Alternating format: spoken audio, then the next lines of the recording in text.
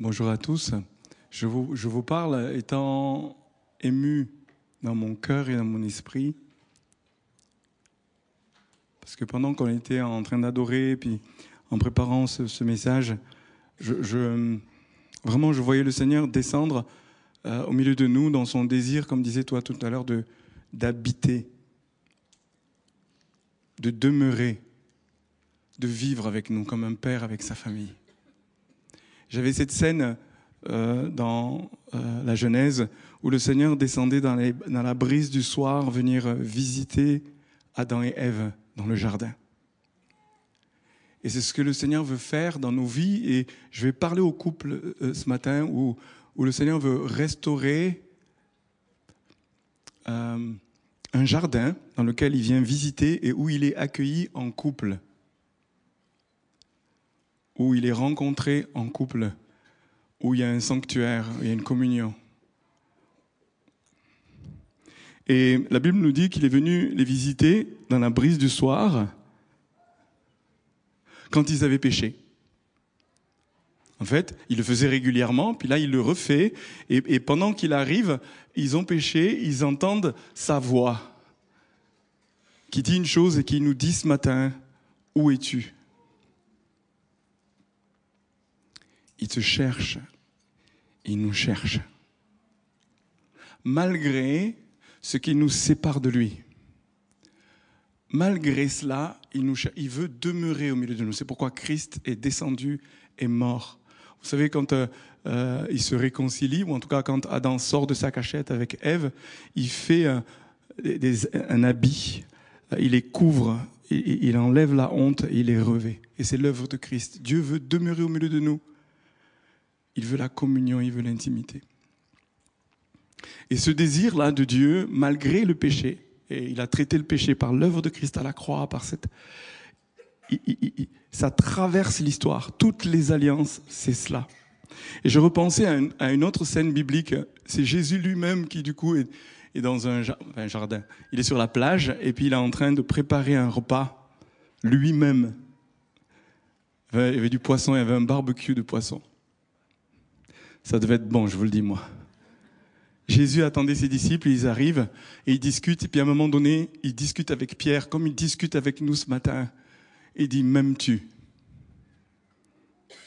Et Pierre venait de trahir son maître alors qu'il avait juré tous les jurons possibles. Jamais je te trahirai. Il vient de le faire. Mais Jésus, dans sa grâce, il vient encore le rejoindre après la résurrection. Et il lui dit, où es-tu ? Une autre manière de le dire, mais est-ce que tu m'aimes malgré ce que tu as fait ? C'est extraordinaire et c'est vraiment fort, je crois, ce matin. Le Seigneur s'adresse à chacun de nous malgré nos échecs, nos souffrances, nos douleurs, nos déceptions. Et il se rapproche de nous. Et je voudrais que nous nous mettions en situation d'entendre le Seigneur nous parler personnellement. Je dis bien personnellement. Et il te regarde droit dans les yeux. Et il te dit, m'aimes-tu ? Est-ce que tu m'aimes ? Vous imaginez Dieu le Père, Dieu le Fils, Dieu le Saint-Esprit qui nous demande, est-ce que tu m'aimes ?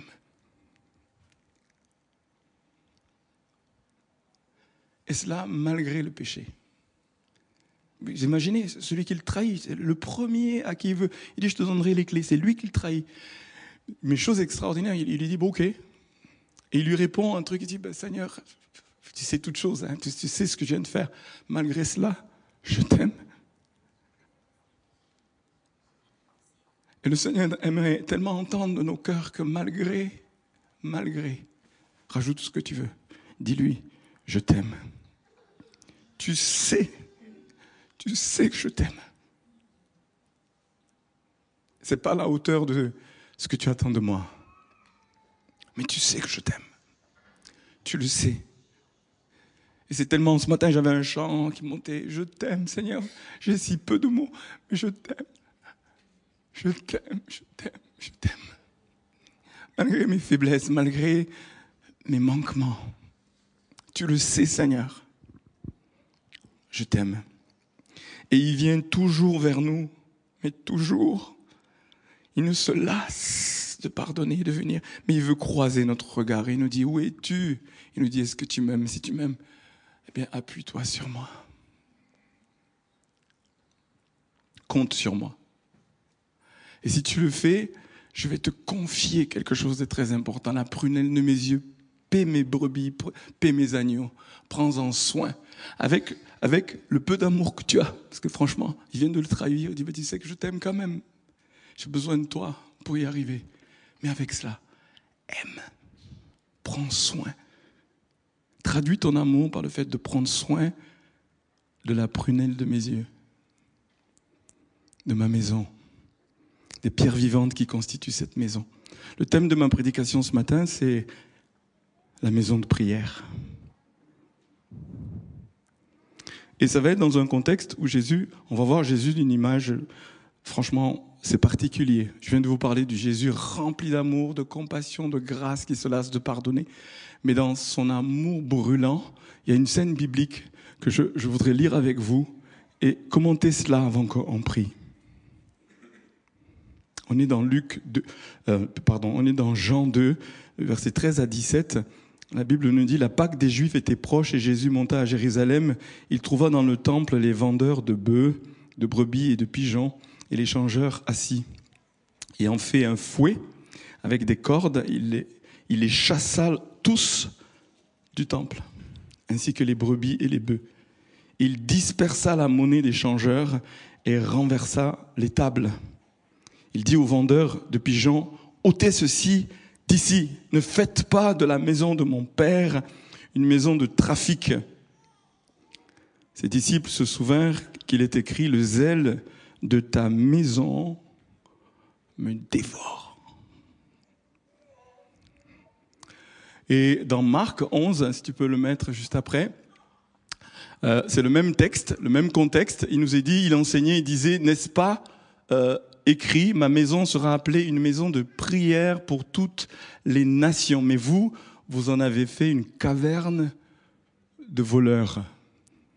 Et puis juste le texte après, Jésus, quand il cite ce texte, on est dans Ésaïe 56. Et j'étais touché parce que finalement, il y avait une pensée de Dieu dans la joie aussi ce matin. Mais ce texte d'origine dit « Je les amènerai sur ma montagne sainte et je les réjouirai dans ma maison de prière, car ma maison sera appelée une maison de prière pour tous les peuples, pour toutes les nations. » Ça fait référence à ce texte d'Ésaïe de l'Ancien Testament. Ma question ce matin, si Jésus entrait dans notre temple, si Jésus entrait dans notre église, qu'est-ce qu'il ferait ? Si Jésus rentrait dans notre famille, dans notre couple, qu'est-ce qu'il dirait ? Si Jésus entrait dans notre vie personnelle, dans notre corps, qui est le temple, qu'est-ce qu'il dirait ? Qu'est-ce qu'il ferait ? Dans l'intention de Dieu, notre temple, notre corps, notre vie personnelle, notre travail, tout ce que nous sommes, est une maison de Dieu et de prière. Est un lieu de rencontre avec Dieu. Je disais tout à l'heure, moi en ce moment, avec Marilène, on prend soin de vraiment aller devant Dieu en tant que couple, adorer, prier, prendre du temps pour le rencontrer. Comme Dieu qui vient rencontrer ce couple dans le jardin. C'est son intention. Mais notre Église est appelée, vous savez, c'est son temple, c'est sa maison. Il dit, détruisez ce temple et je le rebâtirai. Alors, il ressuscite d'entre les morts, mais il fait de l'Église son temple. Il fait de l'Église sa maison, le lieu où il va habiter. L'Esprit de Dieu est descendu pour que nous soyons une habitation de Dieu, un tabernacle, un lieu où Dieu, le Père, le Fils et par l'Esprit habite, où il peut nous rencontrer, où il peut nous transformer, il peut nous guérir, mais faire de nous véritablement une maison de prière, un lieu où c'est Dieu qui est en priorité. Un lieu où véritablement il y a la rencontre de Dieu. Sa présence se répand partout. C'est sa présence qui est la marque de tout. C'est-à-dire, tout est imprégné tellement de sa présence que tout s'aligne à ce qu'il dit, à ce qu'il fait. Sa présence est honorée. Il est là, tout le monde en a conscience. On ne peut pas dire, faire n'importe quoi. Il est là. Le Père est là. C'est une maison de prière. Quand il est fait mention, on reviendra dessus pour bien expliquer la théologie qu'il y a derrière la maison de prière. On a lu un livre cet été sur les maisons de prière. Nous nous sommes allés, grâce à Dieu, sans que ce soit calculé dans le détail, visiter pendant nos vacances une maison de prière en Allemagne où j'ai été bouleversé. C'était, je crois, conduit par Dieu. Plusieurs personnes sont envoyées du Seigneur ici pour participer, je crois, à la maison de prière. Il y a Stéphane qui a vraiment reçu du Seigneur une vision pour faire de notre église une maison de prière. C'est le temps, le Seigneur est en train de le dire. Mais pour que cette maison de prière soit fondée, Jésus vient et il met de l'ordre. Jésus vient et il commence à purifier, à ranger, à mettre dehors ce qui n'a pas sa place dans cette maison. Il prend un fouet. Il prend le temps de le faire. Hein. Il tisse. Je voyais des Scooby-Doo hier, là. C'était comme un Scooby-Doo. Sauf que c'était pas du plastique, c'était fouet, je sais pas. Mais ça devait claquer quelque chose, là. Il prend un fouet. Il renverse les tables. Pourquoi ? Parce que la Bible nous dit le zèle de la maison de Dieu, la passion pour le temple, c'est-à-dire nous. La passion pour la création, l'homme et la femme qu'il a créé à son image, qui veut rencontrer, brûle tellement en lui, mais c'est une telle ardeur, c'est une telle passion que ça s'est traduit, il en est venu aux mains. Vous voyez, le Jésus doux et humble de cœur, gentil, qui aime les gens. Là, il dit non, là, il y a une telle passion en moi, je renverse les tables. Ce n'est pas possible. Il fait un fouet. Il chasse les gens. Mais Jésus, normalement, tu accueilles les gens. Là, il veut tellement que sa maison soit une maison consacrée à Dieu, qui est une priorité à Dieu. Qu'il soit véritablement le premier, qu'on le cherche d'abord. Et là, en fait, ce qui se passe dans ce contexte, évidemment, même les religieux, parce que derrière, je veux vous dire, derrière la colère de Jésus, il est en train d'attaquer l'esprit religieux. Écoutez-moi bien. Parce que la manière dont est organisé le temple à l'époque, c'est géré par des religieux, des gens qui n'ont pas une relation avec Dieu, mais qui suivent une loi et qui mettent les gens sous un joug, qui les conduisent même à finalement... Vous savez, là, à ce moment-là, il y avait des changeurs. Ces changeurs, ils gagnaient beaucoup d'argent. C'est pour ça que c'est devenu un trafic. Vous voyez, l'argent est venu corrompre ici, et on ne sait pas dans les détails, mais il doit y avoir une sorte de connivence avec les religieux, qu'ils soient récupérés l'argent, ou en tout cas dans une indulgence. Dès qu'on parle d'argent, curieusement, il y a quelque chose qui se passe avec les religieux. Jésus est en profonde colère. Une colère, un zèle, une passion qui l'amène à renverser la table. Et moi, je dis au Seigneur, vas-y, renverse les tables. Prends le fouet. La Bible nous dit qu'il est un père, et s'il nous corrige, c'est parce que nous sommes des enfants légitimes. S'il ne nous corrige pas, on ne peut pas participer à sa sainteté. La maison de Dieu est une maison de sainteté. Dieu est un Dieu saint. Il veut la communion avec nous, mais jamais à n'importe quel prix. Jamais à n'importe quel prix. Le voile a été déchiré, son sang a coulé, il s'est sacrifié pour nous justifier, nous donner le droit de nous approcher, mais jamais il tolérera le péché. Jamais, c'est sa nature la plus profonde. C'est la seule nature où dans la Bible ça a été répété 3 fois. Il n'est même pas dit Dieu est amour, amour, amour, mais il est dit Dieu est saint, saint et saint. Et il est tellement saint qu'il a donné son propre fils pour payer le prix à cause de notre péché. Et la Bible nous dit la sainteté convient à sa maison, à son temple, à son lieu de rencontre. La sainteté, c'est ce qui fait que c'est beau et c'est magnifique. Il ne peut pas supporter le péché. Mais malgré cela, il s'approche de nous dans son amour et il veut garder la communion pour que nos cœurs continuent à brûler de passion pour lui.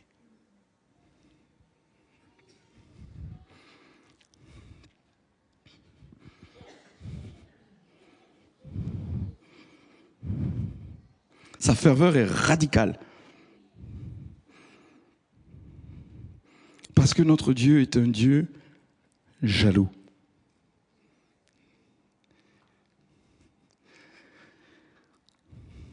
Je ne sais pas si vous avez déjà été dans des situations où quelqu'un drague votre femme. Ou votre homme. En général, là, on n'est pas rationnel, vous savez. Il y a quelque chose qui se passe en nous. Mais justement, on en deviendrait passionné pour en venir aux mains. Je ne sais pas si vous me suivez là. Tu touches pas à la prunelle de mes yeux. En fait, on est dans ce registre-là. Il y a quelque chose qui jaillit en lui, mais c'est de la jalousie. Il veut pas de partage. Il nous veut tellement à lui à 100% qu'il y a une colère, et une sainte colère, mais de passion. Il nous aime à la jalousie. C'est un feu, nous dit la parole de Dieu, la jalousie. Mais c'est une jalousie qui prouve son amour, en fait. Mais son amour, mais passionné de la communion, de nous connaître, de vraiment faire un avec nous. C'est de la passion, mais pour nous. On ne se l'imagine pas, on ne se le représente pas, on ne comprend pas les enjeux. Mais je voudrais partager ce matin, c'est quoi les voleurs ? Finalement, contre quoi, quand Jésus s'insurge, il dit, in fine, vous en avez fait une caverne de voleurs. Moi, je vois 4 vols. Okay. On peut être pris en défaut de voler quelque chose à Dieu.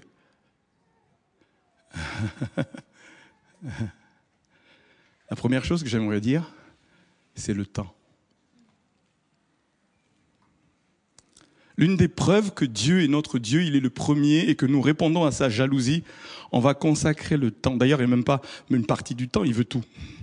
Pas compliqué. Mais qu'est-ce que nous volons à Dieu ? Le temps qui lui revient. Vous savez, c'est l'attention, c'est la fine fleur de notre cœur, de nos émotions, le temps. Quand on consacre du temps, on dit à quelqu'un qu'il est important. Et là, il est en train de dire, vous avez d'autres priorités. Il y a des priorités qui passent devant, dans votre temps. Regarde ton emploi du temps et je vais te dire ce qui est ton Dieu. Vous me suivez là ? En fait, Jésus, s'il vient dans ton temple, en regardant ton emploi du temps, il va dire, il y a des tables que je vais renverser.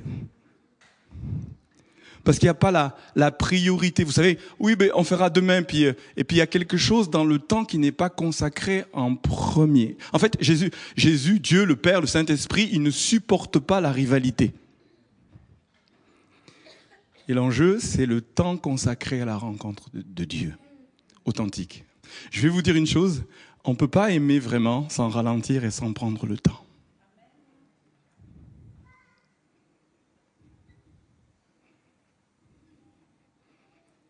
Ce qui vole le temps. Ce qui vole le temps. La Bible nous dit de racheter le temps. Il y a des moments où, parce qu'on se consacre, qu'on considère qu'il est venu, qu'il est descendu, qu'il veut la communion, il faut créer l'espace nécessaire pour la rencontre de Dieu, pour l'entendre et pour l'écouter. Si tu ralentis pas, si tu n'as pas de temps avec lui pour l'entendre et l'écouter, il n'y a pas véritablement de l'amour pour lui.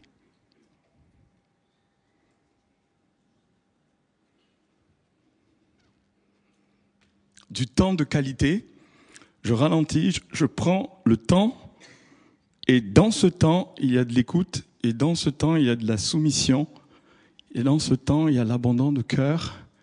Je t'écoute, je suis disponible, je me donne à toi, tu es le premier.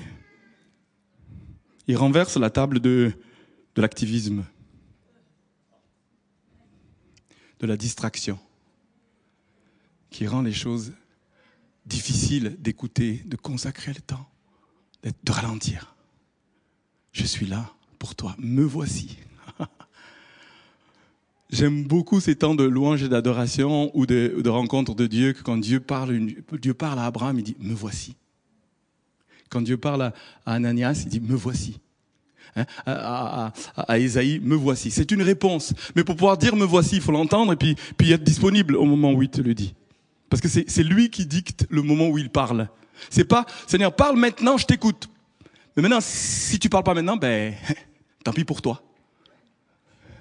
Je sais pas si vous me suivez là. Ça ne marche pas comme ça. C'est lui le Seigneur. Il a dit à Moïse, viens sur la montagne, je vais te parler, je vais te donner les tables de la loi. La Bible nous dit, pendant 7 jours, Dieu ne dit rien. Seigneur, je suis là. Oui, mais attends. Tu vas attendre le moment où j'ai décidé de te parler. C'est moi qui décide. C'est pas ici, là, vite, Seigneur, il faut que ça aille vite, là. Envoie-le. C'est un SMS rapide. Ah, ça y est, j'ai la réponse. Ah, je peux courir, je peux continuer à courir, j'aime courir.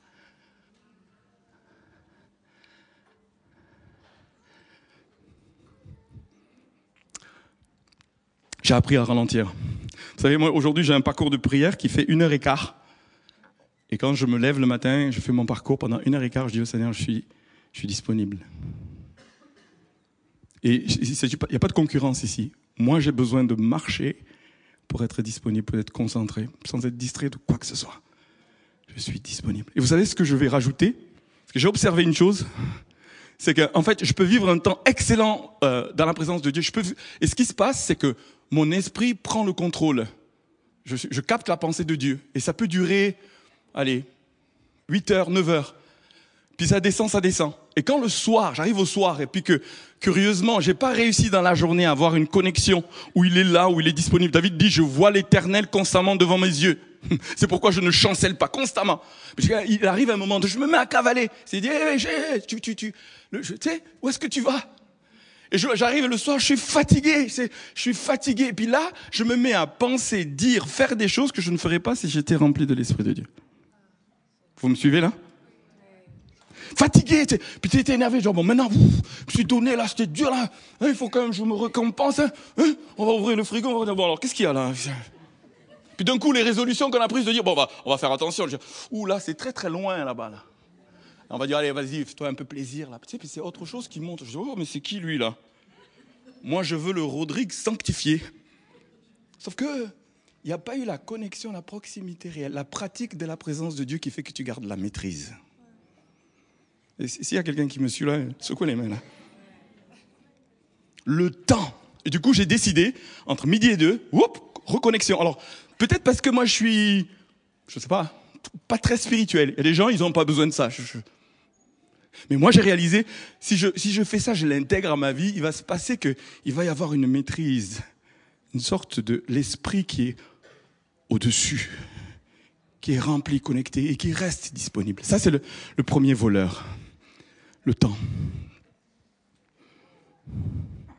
Deuxième voleur, c'est l'argent.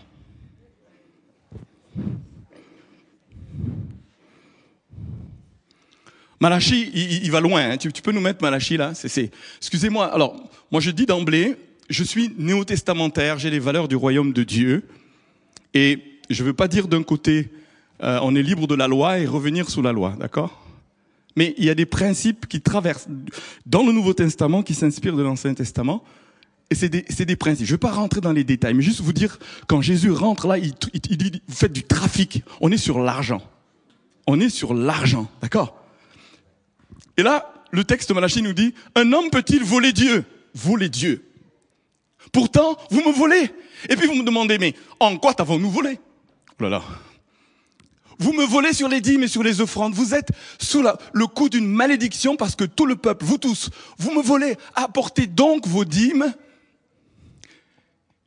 dans leur totalité au trésor du temple pour qu'il y ait des vivres dans ma demeure. De cette façon, mettez-moi la preuve, déclare le Seigneur. Déclare le Seigneur, l'Éternel, le Seigneur des armées célestes. Alors vous verrez bien si de mon côté je n'ouvre pas pour vous les écluses des cieux et ne vous comble pas avec surabondance de ma bénédiction. Dieu est en train de dire, mettez-moi en premier. Cherchez d'abord le royaume de Dieu. Honorez-moi d'abord. Et je crois tellement que prendre conscience qu'on peut voler Dieu, et voler ici, c'est pas juste donner les 10%, retrouver l'élan du cœur et d'adorer Dieu par nos finances, de dire de toutes mes forces, mon travail. Je veux pas travailler juste pour toi, mais je vais travailler avec toi, je vais travailler de toi, puis revenir à toi pour redonner le fruit de mon travail. Tu es mon Dieu, tout me vient de toi. Tu es mon Seigneur, tu es le premier. Je veux te placer en premier. Vous savez, l'argent dit beaucoup de choses. Montre-moi ton compte en banque et je te dirai qui est ton Dieu.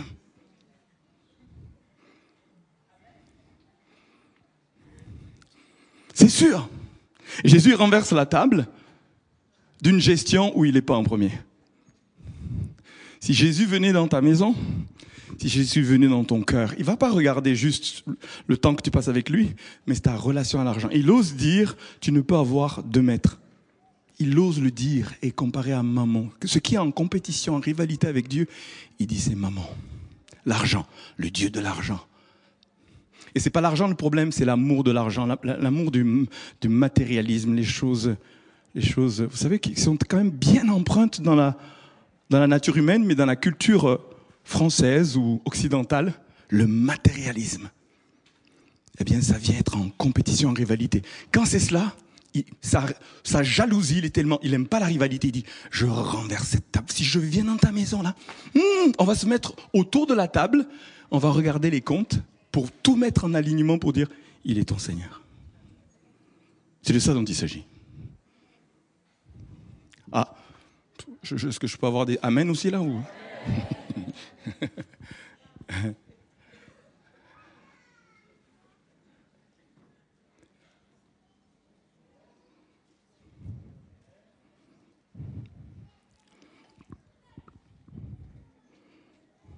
Voler Dieu.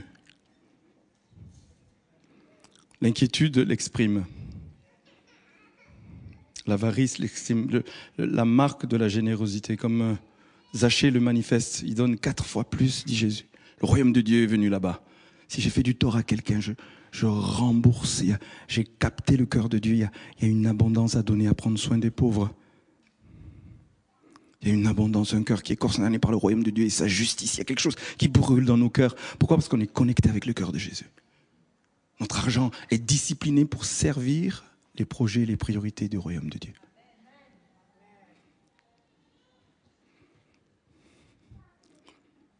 En vérité, quand on capte ça, j'ai été touché par le témoignage de Stéphane dimanche dernier. Il disait qu'il a écouté un enseignement. Je me suis dit, tiens, peut-être qu'il faudrait que je refasse cet enseignement. Il y a peut-être 10 ans que j'ai fait ça dans l'église. Puis il a dit, il a été béni, il a mis en application, pam, pam, pam. Les choses se sont passées. Pourquoi ? Parce que c'est les principes du royaume de Dieu. Je crois que c'est une marque que Dieu est notre Dieu. Qu'il est le premier. Il ne peut pas être le deuxième. Il ne peut pas supporter d'être le deuxième. 3, les voleurs de plaisir, de passion. Je le redisais tout à l'heure, Dieu est un Dieu jaloux.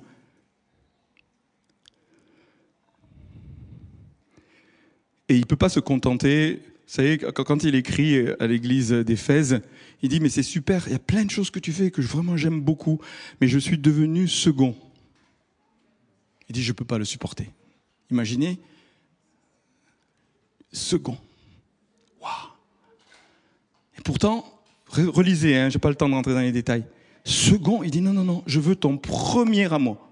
Je veux l'amour que tu avais quand tu étais fou amoureux, là, tu sais, quand tu dansais, tu chantais, ça, c'est ça que je veux. Ah oui, mais Seigneur, comment on fait ? Ça fait des années, c'est dur, hein ?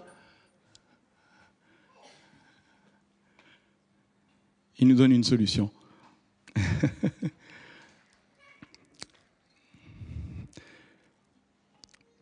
L'attention, la passion, le plaisir. David, l'homme selon le cœur de Dieu, c'est le seul homme qui a dit à Dieu, je t'aime. C'est beau, hein ? Je t'aime, ô Éternel. Dans l'Ancien Testament. Dans le Nouveau, il y a Pierre, il y en a d'autres, mais je t'aime. Il a compris quelque chose. Il dit, fais de l'Éternel tes délices.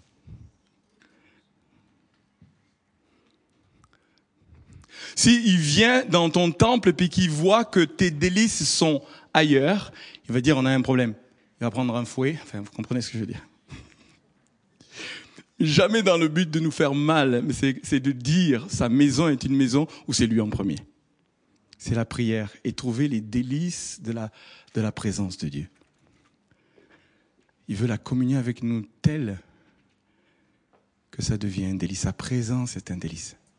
Quand vous rencontrez des gens pour qui Dieu, sa présence, sa personne est un délice, ça s'entend, c'est un parfum, il y a quelque chose qui est autour d'eux.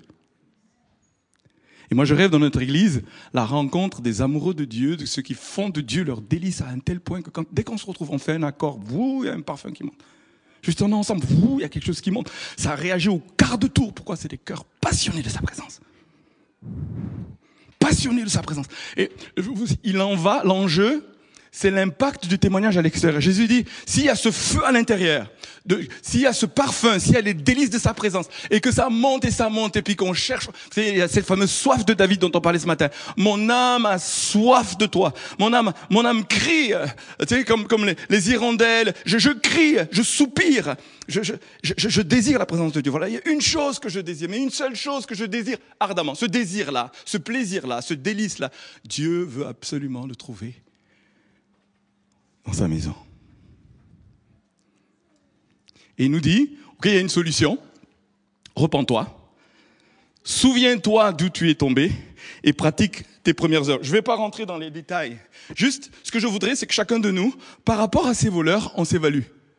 Le temps, l'argent, la passion, le niveau de délice de Dieu. Et ça ne produit pas la condamnation. Vous savez, quand au niveau de Pierre, il lui dit, ok, t'en es où? Ben, j'en suis là où j'en suis. Il avait besoin du Saint-Esprit pour aimer Dieu comme Dieu lui demandait. Sans le Saint-Esprit, ces choses-là sont pas possibles. Nous adorons en esprit. Nous adorons par l'esprit. Ce n'est pas possible par nos propres forces ici. En fait, il faut arriver au bout de nous-mêmes et de dire, Seigneur, bon, ok, comme Pierre, Seigneur, je suis au bout, tu sais que je t'aime, mais avec ça, fais quelque chose. Avec ça, fais quelque chose.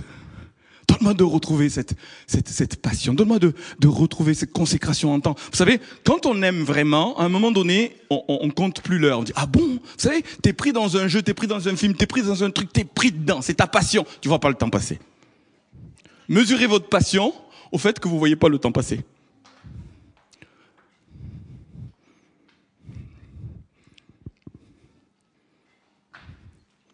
Le quatrième, c'est les talents. Et là, je vais revenir sur ce que nous a partagé Stéphane dimanche dernier. Il a reçu des visions en prière pour nous. Et dans l'interprétation de cette vision, il dit, alors je vais la rappeler, Nicolas le faisait ce matin aussi, nous sommes comme un plancher. Et puis, chacun des membres de l'église sont comme des planches. Au départ, ça allait à peu près. Puis quand il s'est approché, il a vu que finalement, il y avait comme des trous. C'était pas bien relié ensemble. Chacun y allait et c'était mouvant.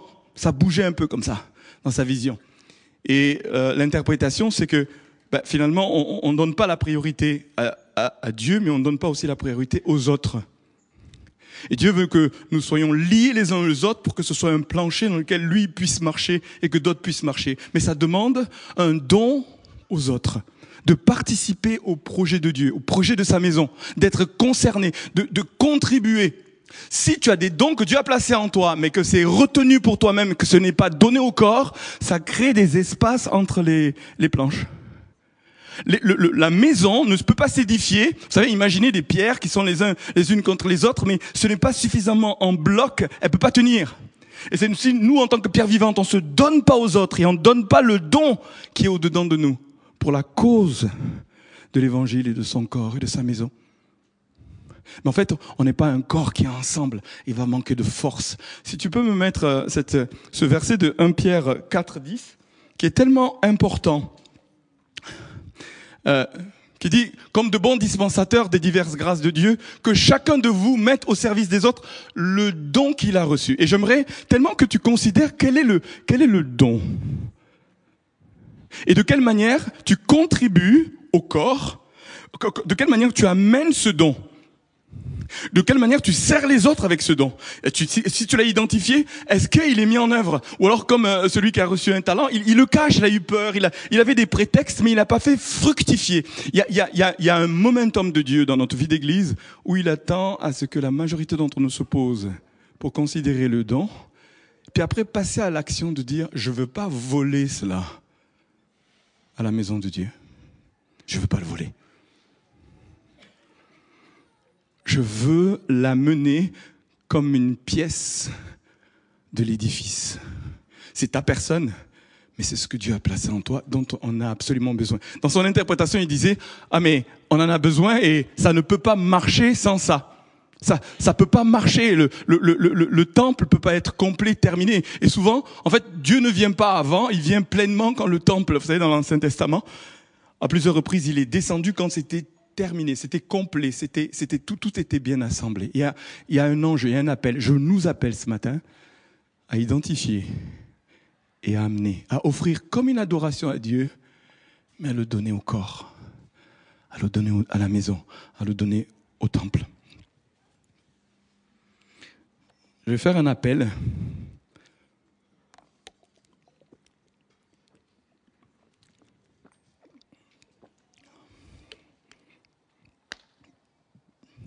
Pour que nous examinions nos cœurs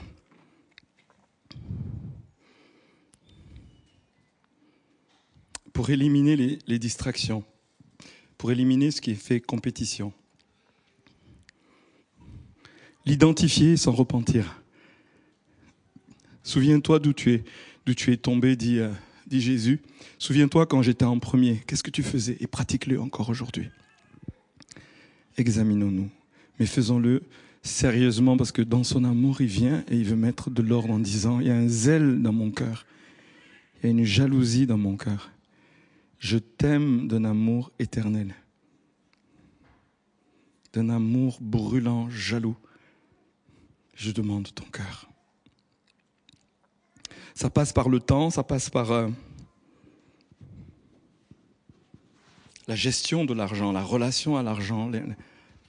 Ça passe par retrouver la passion et à donner ce que Dieu a placé en nous. Et je nous invite aussi dans cette saison, on l'a entendu, mais je vais le redire ici, à participer à la prière, à rejoindre un groupe de prière, à prier en couple. Je vais insister, si tu es célibataire, à former une triplette de gens. Je sais qu'il y en a ici qui ont déjà des triplettes avec qui on prie, et c'est important.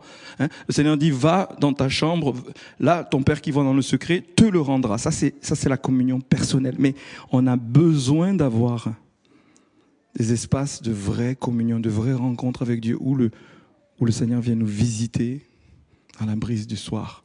Je veux interpeller les couples pour des temps de qualité de prière, ensemble. Malgré les différences de style de rencontre de Dieu, de chemin de rencontre de Dieu, malgré les différences de maturité ou je ne sais quoi, faites le choix que votre maison soit une maison de prière.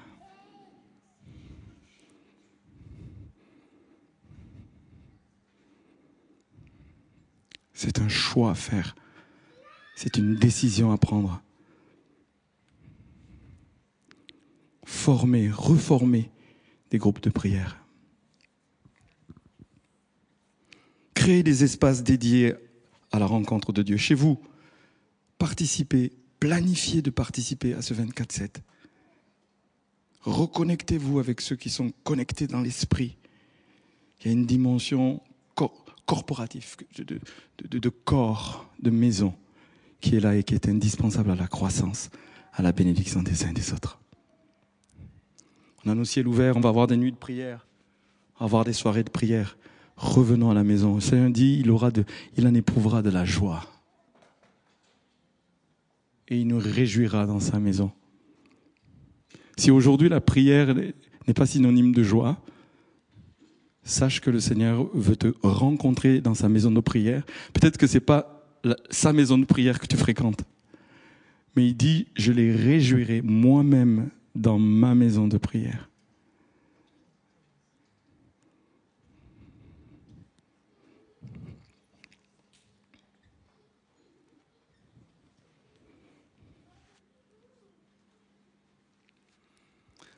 Alléluia. Nous nous souvenons de ton amour pour chacun d'entre nous. Un amour ardent. Un amour passionné. Au point que tu t'es livré, Seigneur. Tu t'es donné sans réserve. Entièrement. Et nous te disons, nous t'aimons, Seigneur. Et j'aimerais nous donner l'occasion de dire au Seigneur et de lui répondre, m'aimes-tu? Et l'amour pour lui passe par le fait d'aimer son prochain, de donner son don, de gérer. Ça se traduit dans des choses concrètes. Consacrer du temps, et à lui et aux autres. Entretenir le feu de la passion pour lui. Alors répondons-lui ce matin. Il nous dit, m'aimes-tu ?